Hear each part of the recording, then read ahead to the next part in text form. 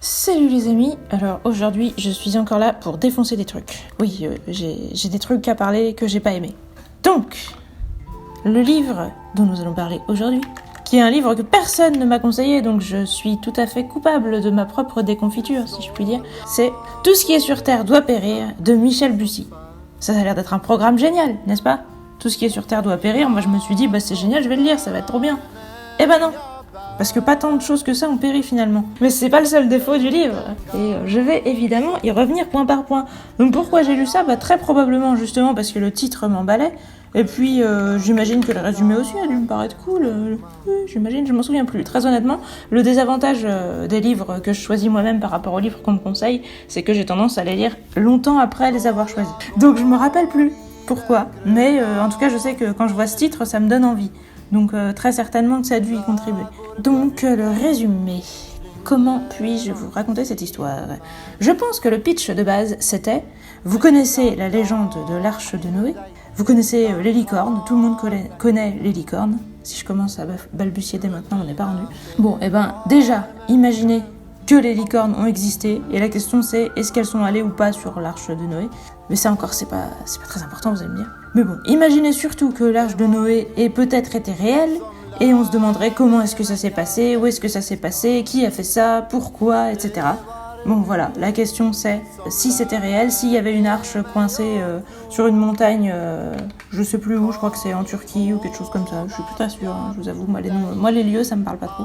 Enfin, en tout cas, s'il y avait une arche de Noé coincée sur une montagne, qu'est-ce que les gens en penseraient, etc. Et est-ce qu'il y aurait des révélations de Houphouët-Guedin sur qui est responsable du déluge finalement, etc. Bon, en fait, quand je vous le raconte comme ça a déjà l'air nul. Mais j'imagine que le résumé avait l'air mieux que ça si j'ai eu envie de le lire. Mais enfin bon, globalement, ça va être l'histoire, ça va être ça. Ça va être l'arche de Noé se trouve sur une montagne. Actuellement, elle était prise dans les glaces, mais avec le réchauffement climatique, elle est en train de sortir des glaces. Et alors on va apprendre des choses dessus. Et donc il y a diverses factions qui vont vouloir s'emparer de ce secret, entre guillemets. Et du coup il va y avoir des meurtres, des courses-poursuites, etc. entre les diverses factions. Évidemment il va y avoir un gentil, un méchant. Le gentil qui va être non violent et le méchant qui va buter tout le monde. Et voilà, vous allez voir des voitures qui vont partir dans le décor, des balles dans les pneus et dans les persos pas importants. Enfin, vous allez voir tous les clichés des histoires, des espèces de vieux films d'action d'après-midi, parce que moi c'est vraiment à ça que ça m'a fait penser. Genre, les films de France 2. Et puis, vous allez voir tous les clichés aussi de ce type de littérature, les trucs avec des révélations de Houphouët-Guedin. J'en avais lu un, je me rappelle plus comment ça s'appelait, pareil sur l'Atlantide. En mode l'Atlantide, en fait, c'est un truc du futur des extraterrestres, de je ne sais quoi, qui est coincé en Antarctique, et puis on va le retrouver, et puis il y aura des révélations de Houphouët-Guedin dessus. Bon, bah voilà, c'était un peu le même délire, là c'est sur l'Arche de Noé, et c'est pareil. Je trouve toujours ces livres-là pourris, alors c'est peut-être moi qui aime pas le genre. D'ailleurs, je sais pas trop comment on nomme ce genre-là. Moi, ça me fait penser, justement, je vous dis, action, course-poursuite, film de l'après-midi, mais je suppose que ça doit avoir un nom. Pour moi, c'est pas un polar, c'est pas une enquête. Faudrait peut-être que je regarde comment ils appellent ça en allant 5 minutes sur internet, regarder comment. C'est quoi la catégorie de ce livre selon eux. Mais en tout cas, je pense que c'est une catégorie de merde. Je vais peut-être arrêter d'en lire. Les indices sont là, éparpillés. Un gigantesque puzzle à reconstituer pour remonter à l'origine de toutes les religions du monde. Vous avez vu, quand les résumés se la pètent comme ça, c'est pas bon signe, j'aurais dû le remarquer. Aventure, ah oui, c'est peut-être ça le problème. Roman historique, non, ça c'est pas un problème. Suspense, thriller ésotérique, c'est pas un problème non plus. Roman policier et polar, moi je suis pas d'accord. Légende, quête, mythe. Ils ont mis tout et n'importe quoi dans les tags là. Je regarde le premier commentaire, une vraie bombe. Alors est-ce que mon résumé vous va ou est-ce que vous avez besoin que j'en dise plus ? Grosso modo, il y a un mec qui s'appelle Zaki Kabi qui va aller qui va aller photographier en cachette les pages du livre d'Enoch dans l'enfer du Vatican. Et ensuite, il va essayer d'aller voler donc des morceaux de cette fameuse arche de Noé qui se trouve sur le mont Harara, qui sont à divers endroits du globe. Et à côté de ça, il y a un mec qui... il y a des méchants, on va les appeler des méchants, ce sera plus simple parce que concrètement, c'est ce qu'ils sont. Qui essaye aussi de récupérer ces morceaux avant Zach. Et donc, il va y avoir une course à qui récupère les morceaux de l'arche en premier. Je ne comprends pas pourquoi ils avaient besoin de récupérer les morceaux, vu que leur objectif... je sais pas si je vous spoil ou pas, mais je sais pas si ça spoil tant que ça, mais ce que je comprends pas, c'est je vois pas en quoi ils en ont besoin, parce que globalement, à la fin du livre, ils vont juste aller sur le mont Arara, essayer de voir la vraie arche, en fait. Donc pourquoi ils avaient besoin de récupérer les petits morceaux de bois que les gens avaient déjà ramassés les années précédentes en essayant de se rapprocher de l'arche? Je ne sais pas. À quoi ça servait? Sincèrement, je n'en ai aucune putain d'idée. Mais en tout cas, c'est ce qu'ils essayent de faire. Alors l'histoire, c'est ça. C'est ce que je viens de vous dire en fait. Du coup, l'histoire, ça va vraiment être un truc action non-stop. Et du coup, je vais faire la même critique que je reproche à la plupart de ces livres-là. C'est que du coup, les persos sont pas détaillés. Et c'est vraiment des persos post-it et ils sont vraiment même clichés en fait. Ils sont pas profonds et tout. On est tout le temps dans l'action et donc on va pas les connaître plus, mais on nous dira oui, mais c'est parce que ça bouge. Mais en fait, du coup, le problème c'est que moi, voir des persos être menacés, si j'ai pas appris à les connaître et à les aimer, je m'en fous. Pourtant, vous allez me dire, ce livre, je l'ai lu en entier. Si je m'étais fait chier à ce point, j'aurais pu arrêter. Mais j'avais envie de voir où ça allait quand même, j'avais envie d'aller jusqu'au bout. Même s'il y a des moments quand je lisais, j'étais en mode non. Mais je me suis dit, voilà, je voulais voir où ça allait. Je me disais, j'ai connu plus nul, c'était pas non plus si nul que ça. En fait, ça se laissait lire. Donc vous allez peut-être me dire que je suis un peu sévère sur la note que je vais lui mettre, vu que je l'ai lu jusqu'au bout. Mais très franchement, il y a tellement de moments où je me suis dit, oh non. Puis quand j'ai fini, je me suis dit, ouais, voilà. Même la fin, elle était nulle, donc je me suis dit, j'avais peur, entre guillemets, de certaines choses, elles sont toutes arrivées, voilà. Je vois pas trop comment ça pouvait tomber plus bas, en même temps, tout peut toujours tomber plus bas, donc si, il y a des livres à qui je mettrais des notes pires, mais voilà, c'était quand même pas ouf. Vous allez me dire, mais là tu parles pas de l'histoire, t'es en train de dire que t'as trouvé ça nul et tu l'as déjà dit. C'est vrai, mais l'histoire, voilà, je vous en ai parlé. Je vais continuer quand même. Le concept, du coup, le concept, c'est vraiment l'idée, l'auteur qui s'est dit, imaginez qu'il y a une révélation de Godin à propos de l'Arche de Noé. Et imaginez qu'on va la découvrir, et qu'est-ce que ça ferait dans le monde, qu'est-ce qu'il y aurait comme bouleversement, tout ça. Je vous dis ça, du coup, c'est un peu de la publicité mensongère, parce qu'au final, ce sera le truc sur lequel, le suspense sur lequel va tenir tout le bouquin. Et en fait, quel effet ça fera sur le monde, on le saura jamais, parce que spoiler de la fin du livre, mais là je pense qu'il faut mieux que je vous le spoil, parce que sinon vous aussi vous allez vous faire arnaquer. C'est qu'en fait on le saura jamais, parce que finalement le secret va rester en haut de la montagne. Et c'était pareil dans le livre que je vous disais à propos de l'Atlantide, et c'est presque toujours pareil dans ce genre de bouquin. On vous fait miroiter un truc, vous le lisez en entier, parce que vous vous disiez putain mais c'est quoi le secret en fait? Et à la fin, le secret, vous l'avez pas vraiment. Alors là, on l'a quand même. Je crois que sur le truc de l'Atlantide, c'était plus confus. Là, on a quand même une espèce d'hypothèse très probable où on se dit ça doit être ça à la fin. Donc, je vous la dirai dans le spoil. Mais est-ce que c'est satisfaisant? Non. J'ai l'impression que c'est une théorie à la con qu'aurait pu faire n'importe quel mec adepte de théorie du complot sur Internet. Donc, moi, je trouve que ça valait pas la peine de faire un bouquin. Mais le concept, c'est ça. C'est imaginer que l'Arche de Noé soit basée sur des faits réels. Voilà. Déroulement de l'intrigue, comme je vous disais, c'est de la course-poursuite tout le temps, et on alterne entre le point de vue des méchants, le point de vue des gentils, le point de vue de la fille et le point de vue du mec, parce qu'évidemment, dans ce genre d'histoire, il faut qu'il y ait une histoire d'amour. On va appeler ça une histoire d'amour. Est-ce qu'on appelle ça une histoire d'amour? Est-ce qu'on appelle ça du cul? Est-ce qu'on appelle ça du fanservice? Je ne sais pas. Parce que pareil, au niveau histoire d'amour, on a fait plus développer. Là, concrètement, c'est comme on a failli mourir ensemble 4 ou 5 fois, on s'est dit, faillir mourir, c'est quand même excitant. Donc finalement, on a couché ensemble. Puis après, comme on est quand même des gens bien, on s'est attachés. Puis finalement, on est restés ensemble. Vous allez me dire, oui, tu spoil. Non, mais sincèrement, est-ce que quelqu'un ne s'en était pas douté? Vous mettez une fille et un mec ensemble dans les histoires comme ça où les gens se poursuivent et se font traquer par des méchants de ville en ville, etc. à travers le monde, ils finissent toujours ensemble. Sincèrement, ils finissent toujours ensemble. Et à chaque fois, t'as les persos qui sont avec eux qui meurent et eux qui survivent parce que c'est le couple. C'est le pouvoir magique. Le héros et, comment on appelle... de Love Interest, un truc comme ça, voilà, c'était le Love Interest. Donc la fille, elle est restée en vie aussi. Vous allez me dire, mais tu spoil tout. Oui, mais enfin... Le problème, c'est que c'est le genre de truc où je me dis, j'espère que ça va pas être prévisible à ce point, puis en fait, à chaque fois, ça l'était. Je préfère vraiment le dire tout de suite pour pas que vous espériez pour rien. Donc le déroulement de l'intrigue, concrètement, vous allez voir le fameux Zaki Kabi qui va au Vatican, en France, et puis après en Turquie, et voilà, il va faire le tour du monde en 80 jours, et... avec voiture, avion et tout ce que tu veux. Les gens vont se faire buter sur son chemin par les méchants. Lui, il va toujours arriver à s'en sortir, et sa meuf aussi. Ils vont finir par coucher ensemble. Et puis après, ils vont aller sur le mont Arara. Et voilà, grosso modo, ils vont courir partout. Et oui, et en parallèle, ce que j'ai oublié de vous dire, parce qu'on a les points de vue de ces persos-là, mais on a aussi le point de vue d'un mec dont on sait pas trop à quelle époque il vit, mais enfin c'est l'époque pré-arche. Donc c'est vachement large, hein, mais voilà. Si on peut dire c'est des hommes préhistoriques, mais on sait pas trop en vrai.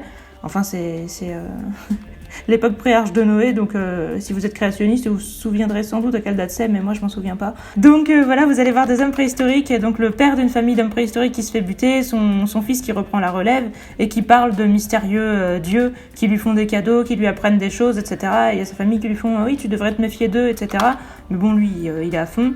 Et donc les dieux, lui, il les appelle les dieux, mais on ne sait pas si c'est des anges, etc. Et au fil de l'histoire, on va comprendre que c'est les fameux Elohim dont on parle dans la Bible à propos de justement ceux qui ont fait des choses avec les hommes et à cause de quoi ça a été nécessaire de tous les buter, parce qu'il fallait les punir d'avoir fricoté avec les Elohim. Donc voilà, on va voir ça un peu tout le long du livre, en parallèle de l'histoire de Zach et compagnie. Et oui, les hommes préhistoriques, outre le fait que ce soit des hommes préhistoriques et qui font du commerce dans un sens très large avec les Elohim, sinon ils ont des licornes. C'est ça aussi qu'il faut savoir à propos d'eux. Donc voilà, la fin j'y reviendrai. Il y a quand même quelques petits trucs que je vous spoil pas. Si jamais vous avez quand même envie de le lire, malgré le fait que le livre, je suis désolée, je le respecte pas, hein, mais j'y arrive pas, là, je suis pas d'humeur. Les personnages, du coup je vous dis, c'est des personnages post-it. Zach Kaby, il est sympa, il est très porté sur l'ésotérisme, il est à fond sur l'Arche de Noé, c'est l'énigme de sa vie. C'est un baroudeur, il a voyagé partout, il connaît tout, et apparemment il a un site justement à propos de l'Arche de Noé. Et ce qui est pas mal, c'est que sur son site, il a plein d'infos, on ne sait pas comment elles apparaissent là comme par magie, enfin, des infos du genre en temps réel, plein de trucs qui se passent dans le monde. On ne sait pas du tout comment il a accès à ça et ce sera jamais dit. Donc voilà, c'est le pouvoir magique d'internet, je pense. Mais bon, donc ce mec est bon en informatique, manifestement, vu que c'est lui qui a fait son site tout seul. Il est bon à peu près en tout, mais en fait dans l'histoire on le verra surtout faire des trucs complètement, à mon goût, débiles et suicidaires qui marcheront tout le temps par le pouvoir du hasard, de la chance et de comment on appelle ça, de la témérité peut-être, parce que à chaque fois ce qu'il tente c'est super osé, c'est genre plus c'est gros plus ça passe. On va dire que c'est ça. Zach Kaby, c'est le mec, plus c'est gros, plus ça passe, et lui, avec lui, ça passe tout le temps. Par exemple, justement, pour rentrer dans le Vatican, il s'enferme dans une étagère de livres qu'il a vidé préalablement en venant consulter des bouquins de jour en jour, genre il les a pas rangés à la bonne place pour libérer une place dans une étagère, il s'est planqué là, il s'est déguisé en flic, et il est allé engueuler les mecs de la sécurité en leur disant oui, j'ai trouvé un mégot de cigarette dans la salle de l'enfer, c'est quand même pas normal, je vais la refouiller pour voir si j'en trouve un autre, mais ça va mal aller pour vous. Et donc les mecs sont restés en mode oh merde et tout, et du coup il a pu fouiller l'enfer et prendre des photos du livre des noches sans que personne le dérange, parce que les mecs étaient subjugués en se disant putain, il y a un flic, qu'est-ce qu'il va nous mettre et tout. Voilà, il est allé au culot, c'est passé, mais le truc c'est que moi je me dis c'est quand même bizarre, mais admettons. Mais quand il fait ça à chaque fois et que ça passe à chaque fois, il y a un moment où je suis en mode le livre, tu fais ce que tu veux, je m'en fous. Moi, j'essaye même plus de me demander si j'y crois ou pas. Je regarde en me disant ouais, de toute façon, peu importe. Hein. Moi, j'ai déconnecté. À un moment, la suspension de crédulité, c'est à des limites. Et moi, on m'a perdu très rapidement avec ce livre-là. Hein, c'est moi qui vous le dis. Donc ça, c'était Zach Kaby, qui est il se résume vraiment à plus c'est gros, plus ça passe. Et vous pouvez tout de suite penser à des trucs graveleux, parce que je peux vous dire que niveau romantisme, l'auteur se pose là aussi. Et du coup, la fille, je me rappelle plus son nom. Mais bon, c'est la scientifique de service, du coup, qui est tout le temps en train de faire la sceptique, genre j'y crois pas, machin. Et au départ, c'est genre la meuf coincée, habillée en mode strict et tout ça. Et évidemment, le fameux Zach va la décoincer au fil du livre et se la taper. Alors voilà, c'est vraiment le cliché, quoi, la meuf. Genre, elle était coincée et tout, mais quand elle se retrouve en Turquie et qu'on lui propose toutes les tenues les plus belles du monde et tout, elle se met en robe complètement décolletée de princesse, machin. Et évidemment, plein de moments de l'histoire vont être prétexte à l'humilier ou la déshabiller ou la mettre dans des situations, soit où elle sera... grosso modo, ouais... des trucs de voyeurs, quoi. Donc voilà, quoi. Et puis justement, vous allez me dire c'est un spoil, mais il y a ce fameux moment où ils couchent ensemble et où lui, en même temps qu'ils sont en train de se plotter et tout, il est en train de lui parler justement du livre des noches et des révélations d'Ovguedin qu'il a à faire sur les Elohim et tout. Il dit genre oui, j'insinue pas que genre c'est des anges et machin, et elle lui fait mais si, insinuez-vous, tu vois, alors qu'ils sont en train de... Bah voilà, quoi. C'est tellement crado, c'est tellement dégueulasse. Je me dis, mais comment tu Comment tu peux écrire ça, le publier et te dire c'est bien? C'est sûr, c'est excitant, ça c'était une scène de cul, les gens vont être excités quand ils vont lire ça. Moi j'étais au bord de vomir en fait. Je comprends pas comment on peut faire des choses pareilles. Donc le seul personnage que j'aimais bien c'était le méchant, qui se fait appeler Corté et qui parle tout le temps du théorème de Corté en disant que plus les choses sont rares, plus elles sont chères. Donc il explique à chaque fois à des gens avant de vouloir les buter ou détruire tout ce qu'ils aiment ou ce genre de trucs que par exemple au début du bouquin il va dans une bibliothèque où il y a des livres super rares et tout et il demande au mec c'est quoi les livres les plus précieux, les livres les plus rares et tout, il les empile puis il menace d'y foutre le feu et donc il en sort un de la pile et il dit bah je vais garder que celui-là, je vais foutre le feu à tous les autres, puis il explique au mec ouais bah à ton avis c'est quoi la valeur qu'ils vont prendre si je fous le feu à tous les autres et en gros, il lui explique que c'est complètement exponentiel la valeur des choses. Plus elles sont rares, plus la valeur augmente. Donc, en même temps, il menace aussi la femme du mec, il menace de la brûler avec les livres. Donc, le mec est vachement attentif, entre guillemets, à son théorème. Et du coup, ce mec-là, même si le problème, c'est qu'il se résume à ça, à chaque fois qu'il est face à quelqu'un, il lui explique son théorème. Et à chaque fois, il est toujours en train de tout démolir, de tuer tout le monde, etc. Donc, il est quand même assez monodimensionnel, lui aussi, hein. Je sais pas si ça se dit, c'est plutôt unidimensionnel, mais bon, désolé, j'ai pas tous mes mots ce soir. Mais en soi, c'est quand même rigolo comme folie ou comme obsession, entre guillemets, ce délire de vouloir absolument que les choses soient rares, de vouloir rendre les choses rares, toujours tout détruire pour qu'il en reste presque plus, et pour dire, bah voilà, maintenant elles vont valoir plus cher, et vous allez me remercier de vous avoir rendu plus précieux, quoi. C'est le seul truc que j'ai bien aimé, mais c'est pas génial, hein. C'est juste ça me faisait rigoler et quand je voyais ce perso là j'étais plus contente, mais bon c'est quand même un peu limité. Donc l'apparence il y en avait mais pas de détails importants ou quoi que ce soit, enfin si justement le fameux Corté il est défiguré, il cache son visage et tout ça, donc lui à la limite il peut être assez mémorable sur son apparence. On aime toujours bien les persos masqués, hein, vous savez, donc lui, voici, il est cool. Mais sinon, la fille, comme je vous dis, elle est censée être stricte et après elle se décoince et en fait ça devient une espèce de bombe de base. Et grosso modo, les filles sont quand même relativement salopes dans ce livre, hein, je trouve. Donc j'aime pas du tout l'image des femmes que ça donne et j'aime pas du tout même comme je vous disais, les trucs de cul, les trucs graveleux, etc. sont extrêmement dégueulasses. Dégueulasses dans le sens où ça fait juste beauf, ça fait juste peur, c'est pas du tout excitant. Au contraire, quoi. Ça fait plutôt peur, en fait. Donc moi, ça m'a mis plutôt mal à l'aise et ça m'a vraiment dérangée. Mais bon, ça, c'est pas super important. Enfin, ça n'a rien à voir avec l'apparence des persos, vous allez me dire. Mais du coup, la fameuse fille dont je me rappelle pas le nom et qui est coincée, et la scientifique, quoi, elle arrête pas de dire au fur et à mesure du livre que Zach, il est beau et qu'elle se le taperait bien et qu'elle regarde son petit cul et tout ça. Donc ça, c'est des pensées... c'est des pensées de mecs qui s'imaginent à la place d'une fille. Je trouve pas ça très réaliste, même si vous allez me dire qu'il y a des filles qui pensent comme ça, mais je sais pas, là, ça m'a... non, moi, c'est pas passé pour moi, hein. Donc, personnalité, c'est ce que je vous ai aussi dit, hein. Ils sont tous relativement monodimensionnels. Et puis, ils sont juste là pour servir l'histoire. Par exemple... Il y a un troisième perso qui est avec les deux, avec le couple de héros, qui est un vieux prof de l'université, qui était le maître justement de la fille. Et lui, il va quasiment pas parler, à part pour dire qu'il est d'accord avec Zach pendant tout le long du bouquin. Et donc, du coup, évidemment, il y aura une révélation de Ouf-Gueudin sur lui à la fin, et il va devenir plus important à la fin. Parce que, il servait qu'à ça, en fait, clairement... Il y a des persos aussi, on les verra, on saura pas trop pourquoi, on saura pas trop à quoi ils servent. Il y a par exemple un méchant à la fin qui raconte à quel point il est content qu'on lui demande de commettre un massacre et qui dit ouais, ça c'était du temps des bonnes guerres d'avant et tout, mais aujourd'hui je pensais que ça arrivait plus et je suis trop content et tout. Ça m'a fait vite fait sourire parce que c'était tellement exagéré, c'était tellement caricatural que voilà, mais en fait ce mec là il fait juste ça et après on le revoit plus. J'ai pas trop compris à quoi ça nous avait servi d'être de son point de vue pour qu'il raconte son avis sur à quel point il était heureux de commettre un massacre et tout. Et il y a plusieurs passages comme ça où j'ai pas du tout compris à quoi ça servait. Donc voilà. Il y a des persos qui vont servir qu'à mourir et des persos où j'ai pas compris à quoi ils allaient servir. Donc bof. Et l'évolution, il y en a pas beaucoup, mis à part que... Attention, révélation de Ouf-Gueudin, encore je spoil, hein, je vous respecte pas. La scientifique super sceptique du début, évidemment, elle va être obligée d'accepter la vérité des trucs, entre guillemets, surnaturels. Même s'il y a rien de surnaturel vraiment, hein, mais plutôt la vérité des légendes, on va dire. Parce qu'il n'y a pas de magie, il n'y a rien de vraiment intéressant, il faut pas que vous espériez. Voilà, donc elle va être obligée de se remettre en question. Mais évidemment, Zach avait raison depuis le début, et lui, il connaissait, il avait 100% de vérité, etc.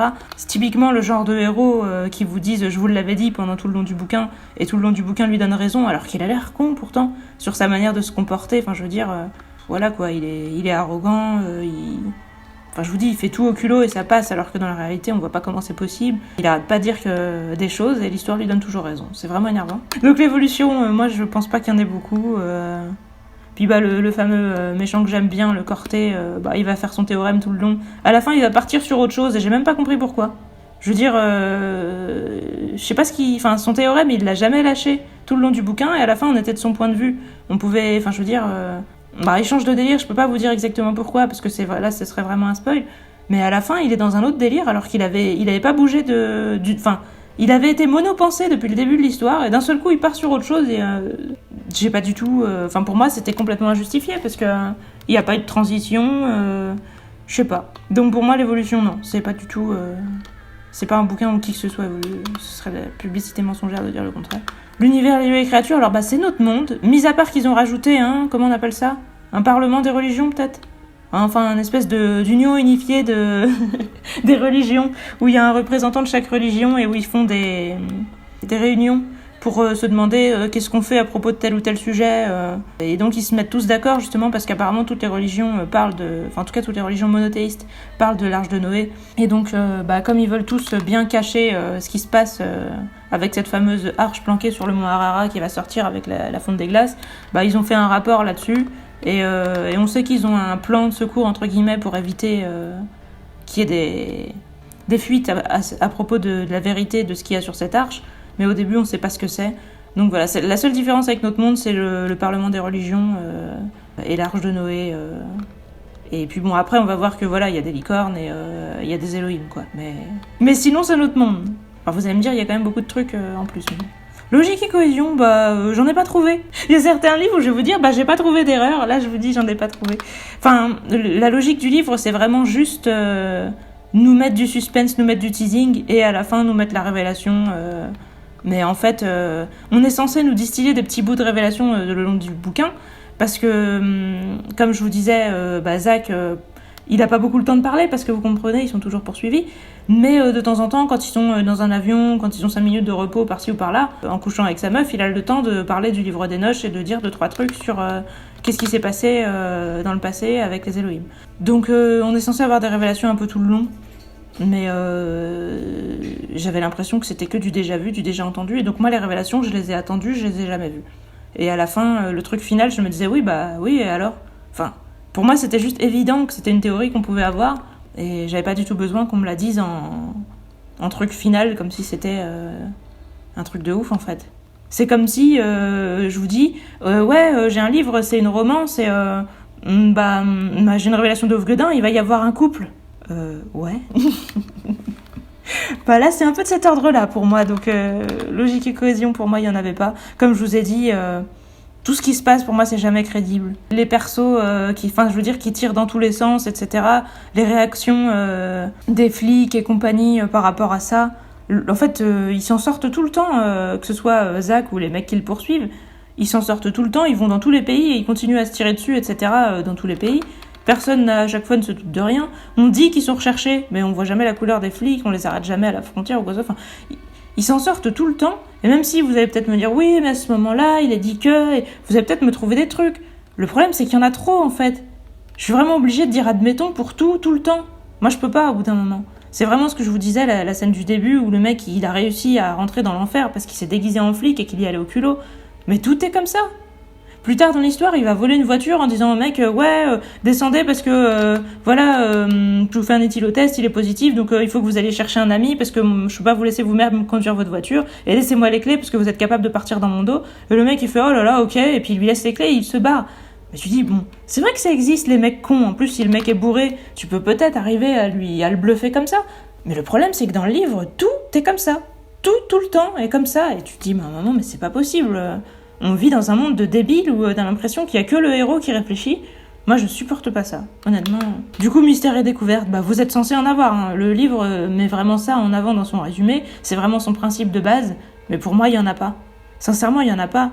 L'Arche de Noé, tout ce qu'il y a à en savoir, tout ce qu'on peut imaginer avec, vous pouvez déjà... Enfin, si vous y connaissez un minimum en religion, tout ce que je vous dirai dans le spoil, vous vous direz, bah oui, j'y avais déjà pensé.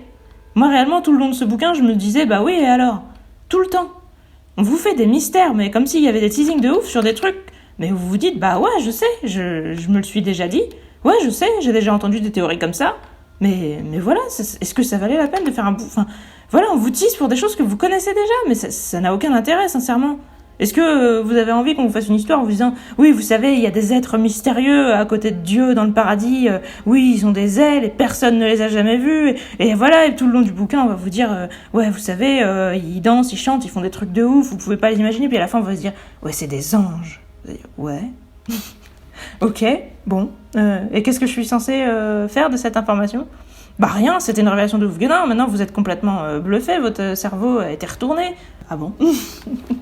Bah voilà ce que j'ai ressenti.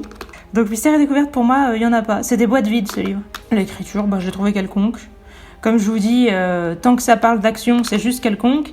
Après, si ça essaye d'être excitant, là c'est vraiment malaisant. Il y a pas mal de passages où je me suis dit mais bon, bah du coup ce que j'ai préféré, c'est vraiment les moments, comme je vous dis, avec Corté, quand il commet des meurtres, qu'il brûle des trucs et tout, ça c'était rigolo, mais il y avait vraiment que ça.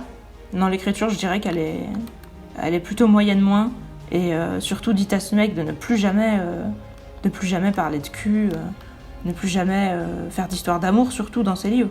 Parler de cul, à la limite. Il y a un passage, je vous en reparlerai dans le spoil, mais il y a un autre passage avec du cul, mais où c'est vraiment censé être moche. Et là, du coup, il m'a pas dérangé, ce passage-là. Mais le truc où on était censé être avec deux persos, où après on nous dit qu'ils sont amoureux et tout, bah en fait, c'était tellement crado que là, ça m'a vraiment perturbé. Poésie et contemplation, non. Moi, je vous dis non. Il n'y a pas de poésie et contemplation, il y a même le contraire de la poésie et de la contemplation.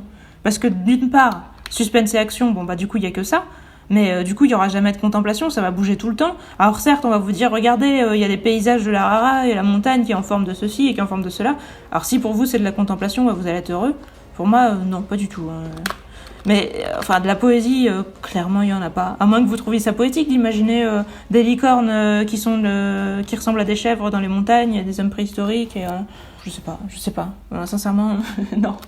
Non, il n'y a pas de poésie, pas du tout. Le dialogue, bah moi j'ai rien remarqué, mis à part, comme je vous disais, ces grands malaises dans certains moments. Enfin, globalement, tout ce qui était censé être émouvant, que ce soit dans l'amour, la tristesse et tout ça, j'ai trouvé que ça sonnait faux et ridicule.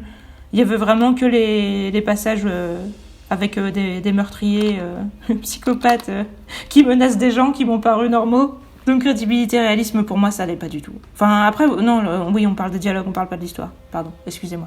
Crédibilité, réalisme, des dialogues, bah oui, est-ce que quelqu'un qui est en train de parler de la Bible, etc., peut dire à un mec avec qui elle s'apprête à coucher, insinuez-vous ? Il faut vraiment être bizarre, enfin, je sais pas s'il faut être bizarre, crade, si c'est juste de mauvais goût, si c'est moi qui suis...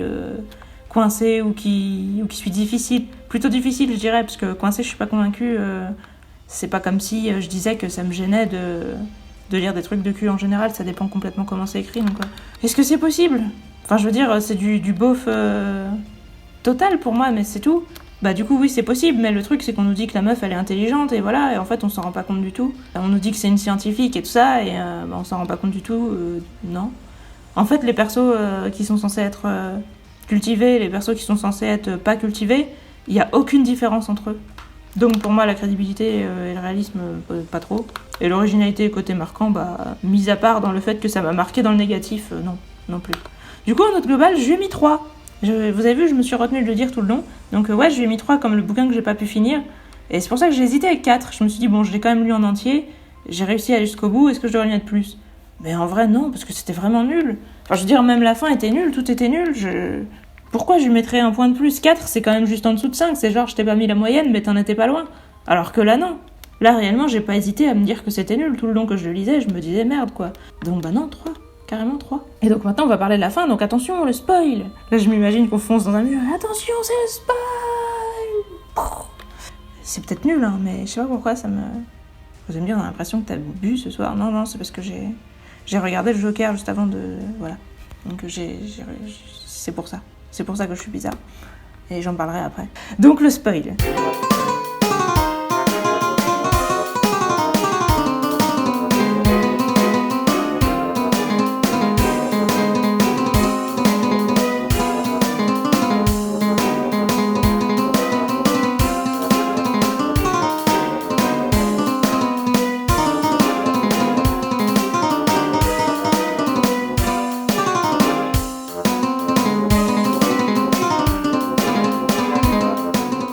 Alors la fin, attention, on va parler de la fin. Ils vont tous aller sur le mont Harara. Et on va avoir Dark Vador numéro 12545 parce que le fameux mec dont je vous disais, le troisième mec qui est avec Zach et la fille, qui s'appelle le professeur Parera, je crois. Je me rappelle plus son prénom. Mais attention, en fait, c'était le père de Zach. Depuis le début, ils l'ont caché à la fille parce que... En fait, il fallait pas qu'elle sache que les Néphilim, oui, je vous ai pas parlé des Néphilim du coup, parce que je voulais pas spoiler. Mais en fait, on va dire le premier tiers du livre, on nous dit que les Néphilim, c'est les méchants qui sont en train de les poursuivre et qui veulent les tuer. Parce qu'en gros, c'est une organisation millénaire qui veut que rien ne se sache à propos de l'arche. Donc au départ, on pense que les Néphilim sont les méchants. En fait, au bout d'un moment, justement, quand elle couche avec lui, la fille découvre que Zach a une licorne tatouée sur sur l'épaule. Et on lui a dit avant, d'ailleurs je me souviens pas où elle l'a appris, mais admettons que ce soit Zach lui-même qui lui dit, c'est quand même très con de sa part du coup. Mais bon, je me rappelle plus comment elle l'a appris, donc je me suis dit admettons, mais encore une fois ça m'a un peu perturbée, parce que j'avais vraiment l'impression que les persos savaient ce qu'ils avaient besoin de savoir, et que pas spécialement des choses réalistes par rapport à eux-mêmes et leur personnalité et tout. Mais bon. Donc elle voit qu'il a une licorne, donc elle comprend que c'est un Néphilim, donc elle se dit en fait il est avec les méchants depuis le début, tout ça est un complot, c'est contre moi, etc. En fait après du coup elle découvre que non, en fait les Néphilim sont les gentils, et que les autres, non en fait c'est des méchants, mais c'est pas des Néphilim. Donc apparemment j'ai vraiment pas très bien compris pourquoi Zach avait eu besoin de faire croire que les Néphilim c'était les méchants. Il dit que c'était pour qu'elle y croie, genre c'était plus crédible parce que les Néphilim c'était connu. Je sais pas. En fait, moi, je crois pas qu'elle en avait entendu parler avant. J'ai pas cru comprendre que les Néphilim étaient connus, étant donné que c'était juste 3 pauvres mecs. Je vois pas comment ils auraient pu être connus dans le monde. Donc je vois pas en quoi lui dire que les méchants, c'était les Néphilim, c'était utile. J'ai vraiment l'impression que c'était juste parce qu'il fallait qu'il y ait des retournements de situation et qu'on se demande, est-ce que, mon Dieu, Zach nous a menti? Est-ce que c'est le méchant? Est-ce que le couple va se briser? Oh là là, mon Dieu. Donc pour moi, c'était vraiment des prétextes et ça sonnait pas du tout juste. Je vois pas du tout pourquoi Zach a menti sur le fait que les Néphilim c'était lui. Enfin, c'est lui, son frère et son père. Et donc après, il croit pendant un moment justement que la fille croit pendant un moment que les Néphilim c'est tout un groupe de très développés. Enfin non, c'est quand elle est toute seule justement avec le père, le Parera, l'autre scientifique. Elle voit qu'il a les mêmes photos dans le portefeuille que Zach, donc elle se dit encore une fois, oh mon Dieu, c'est un complot, lui aussi est un Néphilim. Et là donc il lui révèle, bah ouais, mais en fait je suis son père et il est mon fils et en fait, l'autre mec qui était aussi un Néphilim, c'était son frère, et donc c'était aussi mon fils. En fait, on est que 3 dans le monde, et les Néphilim, c'était nous, et c'est Zach qui a fait son site tout seul, et toutes les actions qu'ils ont fait à droite et à gauche dans le monde, même si c'était dans des pays différents, en fait, c'était toujours eux, parce qu'ils voyagent partout. Et voilà, donc youpi, tralala poète, je vois pas du tout l'intérêt. Je vois pas pourquoi ils ont formé un groupe qu'ils ont appelé les Néphilim et tout ça, je vois pas à quoi ça sert. Enfin, que eux, entre eux, ça les amuse de se donner un nom et tout, ok, mais de faire un site, tout ça, d'attirer l'attention sur eux pour faire genre, il y a des gens qui attachent de l'importance à l'arche et tout ça, j'ai pas compris l'utilité. Alors si ça en a, et si vous avez compris, vous pouvez toujours me le dire, mais voilà. Donc à la fin, il y a eux et les méchants qui sont dans la montagne.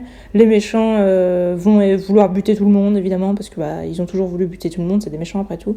Le couple va être séparé de Parera, qui lui va aller avec Corté en haut de la montagne, qui va là-haut trouver, qui va se mettre à creuser dans la glace et qui va trouver... Oui, parce que voilà, la théorie de Corté, jusqu'à maintenant, la seule chose qu'il avait à dire, c'était que son théorème, c'était qu'il fallait tout détruire pour que les choses deviennent rares, pour devenir riche avec les choses qui restent.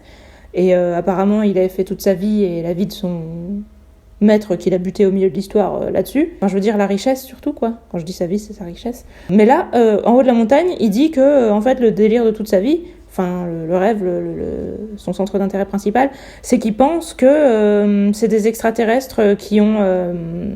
Là, oui, je vois le rapport avec le théorème de Corté, parce qu'en fait, son théorème de Corté, ça lui aurait été inspiré par les conquistadors qui... ont décidé de buter plein de gens, d'animaux, et de tout détruire, etc. pour que les choses qui restent... Oui, c'est ça, je crois qu'il dit... ils ont détruit tous les livres de la civilisation aztèque et maya, sauf un. Comme ça, après, ils l'ont rapporté en Europe et c'était un trésor super précieux parce que c'était le seul qui restait. Et donc, du coup, lui, son théorème, c'est qu'il faut toujours tout détruire et ne laisser qu'un seul exemplaire pour que les choses se vendent super cher.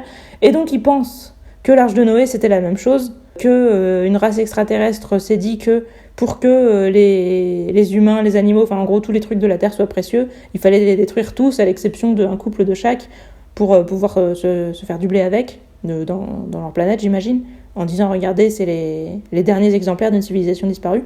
Du coup, voilà, les Elohim ont embarqué, oui, parce que les Elohim, du coup, c'est les extraterrestres, ont embarqué le couple Noé et sa femme et sa famille, et 2 exemplaires de chaque animal. En plus, voilà, ils les ont fait bosser pour eux en leur disant, si vous voulez vivre, vous allez nous aider, vous allez emmener un couple de chaque espèce, etc. Et tout ça pour aller les vendre dans l'espace, mais finalement il a dû se passer une couille et ils ont atterri sur le mont Arara et ils n'ont pas pu aller plus loin. Les Elohim sont partis tout seuls parce que probablement ils n'étaient pas tous d'accord entre eux et qu'il y en a qui ont trouvé que c'était pas éthique, etc. La théorie c'est ça, et que du coup le déluge ça a été fait par les extraterrestres qui ont fait ça pour que les humains et les animaux, etc. soient rares. Donc ça, c'est la théorie de Corté, donc jusqu'ici, ok. Du coup, il pense qu'il y a un vaisseau extraterrestre en haut du mont Arara, et son idée, c'est d'aller le découvrir et de faire la révélation au monde entier. Mais ça, par contre, je comprends pas du tout pourquoi il veut faire la révélation au monde entier. Par rapport à ce qu'on sait de lui, vu que depuis le début, c'était juste un mec qui avait l'air juste de se préoccuper de l'argent, et qui était hyper cynique et en mode j'ai détruit les choses pour qu'elles soient précieuses et tout ça, c'était tout ce qu'on savait de lui. Donc pourquoi, maintenant, il se préoccupe de faire une révélation de ouf gueudin au monde entier, de se mettre en mode lanceur d'alerte ou je sais pas quoi, que ce soit pour l'importance qu'on va lui accorder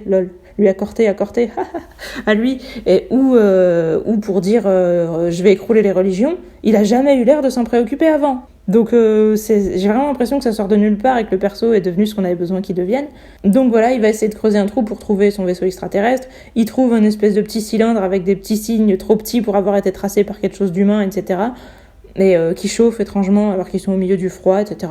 Bon, voilà, les choses qui chauffent et où il y a des caractères tout petits, chacun sait que ça vient des extraterrestres, hein, évidemment. Donc il le descend, finalement il se fait descendre lui aussi, haha lol. Non, il se fait buter parce que la fille a prévenu le Parlement des religions qui ont décidé, en fait leur fameuse mesure sur laquelle on utilisait le protocole Ahura, genre où on utilisait depuis je sais pas combien de chapitres, genre ils ont un protocole exceptionnel qu'ils vont faire pour éviter que les gens apprennent ce qui va se passer avec l'arche et tout ça, qu'ils vont déclencher en cas d'urgence. Ce fameux protocole, donc c'était envoyé le militaire fou dont je vous parlais tout à l'heure, dont je vous disais je comprends pas trop pourquoi on nous a fait un chapitre de son point de vue où on nous explique qu'il est super content d'aller commettre un massacre, parce qu'à part ça il sert à rien et après on le revoit pas. Donc lui il est envoyé dans la montagne et il est supposé massacrer tout le monde là-bas. Évidemment le Zach et la fille et les bergers qui avaient les licornes avec eux vont réussir à se planquer. Donc grosso modo le seul qui va se faire buter par la bande du général fou, on va l'appeler comme ça parce que je me rappelle plus de son nom, c'est justement Corté. Et les autres après donc vont s'en sortir et Zach va avoir un accord avec le chef du Parlement des religions en lui disant qu'il va pas révéler ce qu'il sait, mais à condition qu'on le laisse tranquille. Moi je vois pas en quoi c'est crédible. Je veux dire, le mec, il a montré qu'il était prêt à massacrer toute la montagne. Pourquoi il va pas tuer aussi Isaac et sa meuf, et puis les autres bergers de la montagne? Il avait l'air d'être prêt à le faire. S'ils avaient été dans la montagne et qu'ils s'étaient fait repérer, il l'aurait fait. Enfin, son ordre, c'était quand même de tout nettoyer. Donc à partir de ce moment-là, ils étaient censés crever. Pourquoi il a laissé tomber? Pourquoi il les a laissés en vie? Pour moi, c'est pas crédible. Mais je comprends pas. Alors vous allez me dire, oui, mais Zach, en fait, il avait toujours les pages du livre des Noches et il avait dit que s'il mourait, elles allaient être publiées. Mais en fait, le mec, juste quand il a envoyé le protocole Ahura, justement, il a dit « J'en ai rien à foutre de ça. Évidemment, ça va faire des vagues et ce sera relou, mais je vais démentir et puis ça passera. » Donc pourquoi, après, il a changé d'idée et que finalement, il s'est dit « Ah bah non, mais autant pas s'emmerder, allez, je le laisse en vie. » Bah oui, mais si tu le laisses en vie, si tu lui fais pas confiance, il peut toujours faire sa révélation qui est pire que tout. Donc pourquoi tu le laisses en vie? Pour moi, c'est pas crédible du tout. Mais tout le bouquin est tellement plein de trucs comme ça, de trucs où tu te dis, mais comment je suis censée admettre ça au bout d'un moment? Même les persos se contredisent d'un chapitre sur l'autre par rapport à ce qu'ils sont censés penser et avoir comme conclusion. Si c'était logique le chapitre d'avant, pourquoi ça ne l'est plus le chapitre d'après?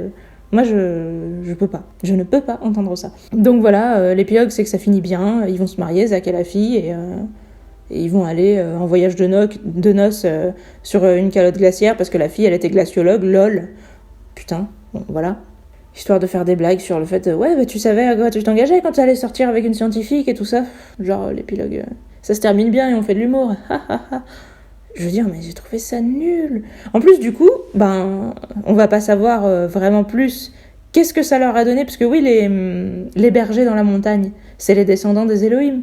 Parce qu'en fait, Noé, c'est le dernier descendant des Elohim, qui est le seul qu'ils ont pas tué. Parce que les Elohim ont massacré. En fait, ils ont forniqué avec les humaines. Et ils ont eu des enfants. Et ils ont demandé aux humains de tuer leurs enfants avant de partir. Histoire de rien laisser. Parce que... apparemment, je sais pas, c'était peut-être pas autorisé par la confrérie intergalactique de faire des enfants avec la population locale. Donc, ils leur ont demandé de les sacrifier. Ils ont tous été sacrifiés, sauf le fils de la sœur du mec qu'on suit. Le mec qu'on suit qui s'appelle Billy, qui est elle, qui s'appelle Ghana. Me demandez pas pourquoi je m'en rappelle. Donc, le fils de Ghana, c'est le seul qui survit des enfants croisés, donc humains et Elohim. Et donc, ça sera ses descendants qui vont devenir le peuple qui va garder les licornes sur la montagne. Mais en fait, on sait pas à quoi ça sert parce qu'on saura jamais. Est-ce qu'ils avaient un pouvoir particulier ? Est-ce qu'ils avaient une différence, machin ? Mis à part qu'on nous dit qu'ils ont des cheveux noirs et qu'ils ont des beaux yeux gris, il y aura rien par rapport à eux, quoi. Donc les Elohim, voilà, c'était juste des mecs avec les cheveux noirs et les yeux gris et qui étaient plus avancés d'un point de vue civilisation, mais c'est tout en fait. Je vois pas trop à quoi ça servait de nous montrer le point de vue de cette fille tout le long. Et puis pourquoi ce serait la seule qui aurait pas dit qu'elle était enceinte d'eux ? Tous les autres, ils auraient dit la vérité sauf elle. Encore une fois, c'est des trucs, tu dis ouais, admettons, mais c'est un peu gros. Je sais pas, vraiment, tout ça, j'ai pas compris à quoi ça servait. Les licornes, on nous fait tout un teasing par rapport aux licornes. En fait, bon, à la fin, on nous dit ouais, mais en fait, c'est juste des chèvres qui ont l'intelligence d'un chien, finalement. Bon, elles sont un petit peu plus brutales, mais c'est tout. C'est Zach qui dit ça à sa copine quand elle les découvre et tout ça. Mais qu'est-ce qu'on est censé en penser ? En quoi c'est censé être intéressant, en fait, du coup ? On nous a fait tout un teasing pour nous dire est-ce que les licornes existent encore ou pas ? Et en plus, ouais, au début, donc dans le point de vue des hommes préhistoriques, on a une licorne qui s'appelle Leka. Et dans le présent, on suit une petite fille qui a aussi une licorne qui s'appelle Leka. Donc on se demande, enfin moi je me suis demandé tout le long du bouquin, est-ce que l'unique pouvoir spécial des licornes c'est d'être immortelles et que du coup leur grande sagesse vient du fait qu'elles sont là depuis la préhistoire ? Mais on ne le saura jamais. Est-ce que c'était juste commun chez eux d'appeler les licornes Leka ? Ou est-ce que la licorne des deux histoires était la même ? On nous le dira jamais. C'est génial, hein ? Sincèrement, vous aurez attendu tout le bouquin pour ne pas le savoir, en fait. Est-ce que les licornes, c'est juste des chèvres avec une seule corne ? Ou est-ce qu'elles ont un pouvoir particulier ? On sait pas. Les Elohim, c'est pareil. Est-ce qu'ils faisaient quelque chose de particulier ? Est-ce qu'ils avaient un pouvoir particulier ? Est-ce que ça sert à quelque chose d'être leurs descendants ? On sait pas. Voilà. Merci d'avoir été avec nous pour juste que la révélation de Wolf-Godin, ce soit... peut-être que la légende de l'Arche de Noé a été inspirée par une attaque extraterrestre. Merci, c'est tout pour nous. Voilà, les mecs qui sont adeptes des théories du complot avec les reptiliens et compagnie nous l'ont déjà dit 1 milliard de fois. Donc, je voyais pas du tout... Enfin, pour moi, c'est pas une révélation, ça. Vraiment, hein, c'est une théorie et point. D'ailleurs, l'histoire... D'accord, elle nous montre qu'il y a cette petite cylindre métallique... Alors, qui nous confirme éventuellement l'existence des extraterrestres. Mais moi, je serais vous, je trouverais un cylindre métallique en haut d'une montagne, j'en conclurais pas qu'il y a eu des extraterrestres. J'irais un petit peu plus loin, sans vouloir vous offenser. Je veux dire, merde, quoi. Donc, si un cylindre vous suffit pour vous dire « Oh là là, révélation de Wolf-Godin, putain, les extraterrestres ont réellement existé », et ça valait la peine de lire un bouquin pour apprendre à la fin que les extraterrestres ont réellement existé. Comme si vous pouviez pas juste vous dire dans votre tête en 2 secondes « Et si les extraterrestres avaient réellement existé ?» Si un bouquin est intéressant, c'est parce que à partir d'une phrase comme ça, de « Et si les extraterrestres avaient réellement existé ?» on va nous pondre une histoire intéressante qui va nous faire comprendre s'ils avaient existé, quelles conséquences ça aurait. Mais putain, mais là, si juste à la fin on nous dit ça, mais que ça n'a pas de conséquences. Parce que oui, en fait, ça aussi, révélation de Wolf-Godin, donc le protocole Ahura, le fait que le chef du Parlement des religions ait décrété qu'il fallait commettre un massacre sur la montagne, en fait, c'était pour que du coup les touristes ne puissent pas aller sur la montagne, parce que vous comprenez, comme il y a eu un massacre, c'est interdit d'y aller à partir de maintenant. Donc voilà, c'était la super bonne idée du du chef du Parlement des religions. Un petit massacre, comme ça, on n'en parle plus. La montagne est barrée et vous irez pas voir l'arche. Sérieux. Mais elle va tenir combien de temps, ton idée ? 3 ans, 5 ans, enfin je sais pas, les massacres, tu mets des cordons de sécurité et tout, mais tu les laisses pas ad vitam aeternam en fait. Et s'il y a vraiment un truc super important à aller voir sur la montagne, les gens vont y aller. Je veux dire, surtout que depuis le début on nous disait que ça avait été vu par hélicoptère, par avion, par machin. S'ils voient l'arche par avion, y a des scientifiques qui vont y aller, même si ça a été barré pour le grand public. Donc s'il y a des révélations à avoir, on va les avoir. mais on les aura pas dans le bouquin. On ne saura pas qu'est-ce que ça va changer au monde. Est-ce que les gens vont déprimer parce que les religions vont plus fonctionner? D'ailleurs, c'est pareil, le Parlement des religions, ils en parlent en mode « Ouais, vous comprenez, les gens ne peuvent pas entendre ça, ils ne sont pas prêts. » Mec, c'est sûr que ça va foutre le bordel si du jour au lendemain, vous avez une preuve qu'un grand mythe de toutes les grandes religions, en fait, c'était de la merde et c'était dû à une invasion extraterrestre. Mais vous connaissez... Enfin, je veux dire, le mec, mais je sais pas, c'est un Français, ce mec, mais... Je sais pas, il a un problème, il est grandi dans une famille de créationnistes ou quoi, parce que... Comment tu peux croire que ça va révolutionner le monde? Il y a déjà plein de preuves scientifiques pour dire que la religion c'est de la merde et les gens continuent d'y croire. Si jamais on trouve une preuve que les extraterrestres sont responsables de l'arche de Noé, vous croyez vraiment que les croyants vont arrêter de dire mais non, tout ça c'est faux, tout ça c'est de la propagande de merde et ça c'est pour vous corrompre et en fait nous on connaît la vérité et Dieu connaît la vérité et puis de toute façon Dieu a pas voulu qu'on réfléchisse. Mais c'est ce qu'ils ont toujours dit, ils vont continuer à le dire, ça va rien changer du tout. Si vous avez envie de croire aux licornes ou aux extraterrestres ou en Dieu, personne ne peut vous en empêcher, putain. Mais spoiler de la vie, donc ça va rien changer cette histoire. Il y a peut-être 2-3 mecs qui vont se dire « Oh merde !» et qui vont se dire « Bah je vais changer de délire ».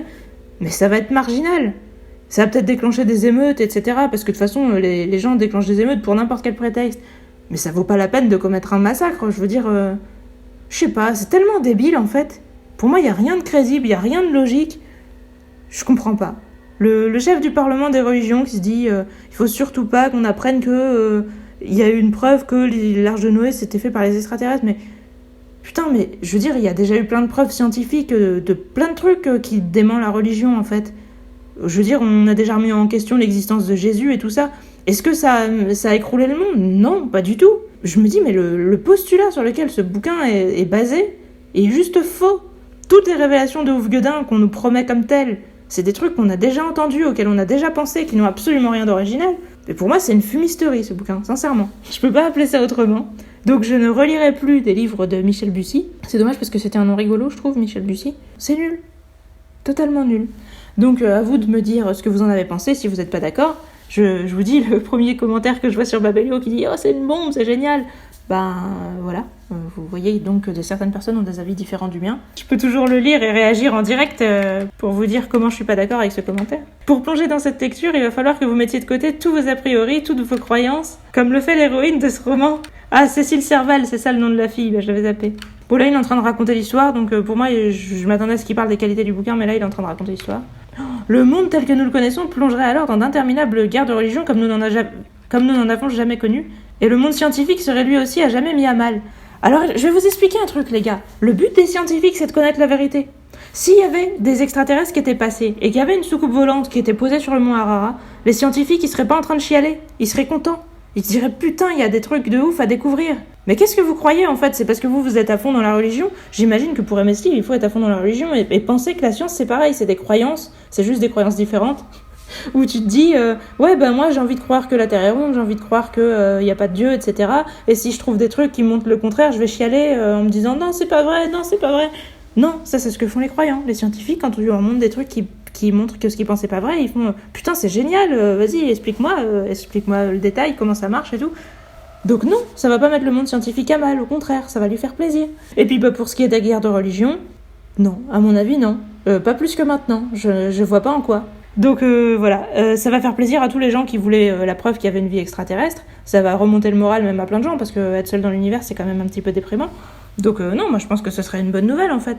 Même si vous allez me dire, bah oui, bah du coup les extraterrestres c'était quand même un petit peu des connards, mais bon, vu qu'ils font la même chose que ce que les humains ont fait, c'est pas plus des connards que nous, bah du coup on va pas être super heureux parce que ça nous avancera pas plus que de rencontrer d'autres humains, mais au moins on se dira que vu qu'eux ils sont là, il y en aura peut-être d'autres et que peut-être les autres sont meilleurs, je sais pas. Non mais grosso modo je trouve juste que c'est intéressant, mais je trouve que c'est pas foufou du tout en fait. Il y a d'un côté ceux qui veulent savoir et ceux à n'importe quel prix, quitte à tuer des centaines de personnes pour cela. Ah putain merde, et la phrase elle est trop longue et du coup il y a pas de sujet. Et c'est le camp dans lequel se placent Corté et ses hommes de main, ceux qui savent et tentent de protéger le secret au péril de leur vie, et il y a tous les autres. Et ben putain, j'ai pas compris cette phrase. Voilà, voilà le genre de gens qui ont aimé ce livre. Si l'arche de Noé n'était pas une fable et qu'on pouvait réellement démontrer l'existence, que se passerait-il alors? Eh bien c'est ce que vous n'apprendrez pas dans ce bouquin. Je ne veux pas trop rentrer dans les détails de peur de trop en dire, voire d'ajouter des convictions qui ne se trouvent pas présentées ici. Désolée si je balbutie, c'est difficile de lire, de répéter après de l'autre. Mais sachez qu'en plongeant dans cette lecture, toutes vos croyances et connaissances seront mises à rude épreuve. Non. Non. À moins que vous soyez un hyper croyant, vos croyances et vos convictions ne seront pas mises du tout à rude épreuve. Réellement, effectivement, si vous pensez, si vous croyez en Dieu, si vous êtes super attaché aux détails de la religion et que vous dites que c'est arrivé, trait pour trait, mot pour mot, peut-être que ça va vous toucher de vous dire, bon, normalement vous êtes habitué parce que si déjà on vous parle de la théorie de l'évolution et tout, vous avez l'habitude de souffrir. Mais du coup, on va vous faire souffrir d'une manière différente en vous disant, non, mais c'était pas Dieu, c'était les extraterrestres. Est-ce que ça va vraiment vous bouleverser ? Je ne sais pas, à vous de me le dire. Les créationnistes, manifestez-vous si vous êtes là. Est-ce que vous êtes là, les créationnistes ? Putain. De plus, vous vous engagez dans quelques nuits d'insomnie tant vous ne pourrez plus lâcher cet ouvrage. Prêt à relever le défi ? Si je ne l'avais pas déjà fait, c'est ce que je ferais si j'étais vous. Non mais écoute mec, tes techniques de manipulation sont aussi subtiles que les révélations de ce bouquin. Bon, je crois que je ne lirai pas les commentaires suivants. Si ça vous a plu que je clash Babelio, dites-le moi et je recommencerai. Sur ce, je vais vous laisser. À bientôt. Mangez du chocolat. Voilà. J'ai toujours pas trouvé de vraie phrase de fin.